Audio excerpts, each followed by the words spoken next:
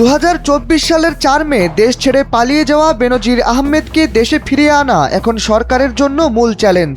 ইন্টারপোলের জারি করা রেড নোটিশের মাধ্যমে গ্রেপ্তার হওয়ার পর পুলিশের সাবেক এই আইজিপিকে দেশে ফিরিয়ে আনার আলোচনাটাই যখন শোনা যাচ্ছে চারিদিকে, তখন আমিরাতের কাছ থেকে একটি চিঠি পেয়েছে বাংলাদেশ, যেখানে বেনজিরকে দেশে ফিরিয়ে আনতে হলে বাংলাদেশকে কি করতে হবে তার সবটাই বলা রয়েছে স্পষ্ট করে। চিঠিতে বলা হয়েছে বেনজির আহমেদকে ফিরিয়ে আনতে হলে আমিরাতের কাছে 30 দিনের ভেতর একটি প্রত্যর্পণ পত্র জমা দিতে হবে। কূটনৈতিক মাধ্যমের সাহায্য নিয়ে লিখিতভাবে এই প্রত্যর্পণ অনুরোধ পত্র অনুবাদ করতে হবে আরবিতে, সাথে জুড়ে দিতে হবে বেনজিরের সকল নথিপত্র এবং প্রয়োজনীয় স্বাক্ষর। প্রত্যর্পণ পত্রে থাকতে হবে অভিযুক্ত ব্যক্তির নাম, বিস্তারিত বিবরণ, ছবি ও জাতীয়তা সংক্রান্ত তথ্য।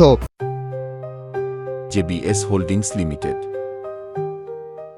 যে অভিযোগে বেনজিরকে অভিযুক্ত করা হয়েছে তারও একটি কপি জমা দিতে হবে বাংলাদেশকে, সাথে দেখাতে হবে আদালত থেকে জারি হওয়া গ্রেপ্তারি পরোয়ানা। অভিযুক্ত ব্যক্তি ইতোমধ্যে সাজাপ্রাপ্ত হয়ে থাকলে আদালতের রায়ের একটি অনুলিপিও জমা দিতে হবে। চিঠি পাওয়ার পর 30 দিনের ভেতর যদি এসব আনুষ্ঠানিকতা সম্পন্ন করতে পারে বাংলাদেশ, তবেই বেনজিরকে ফেরত পাওয়া সম্ভব।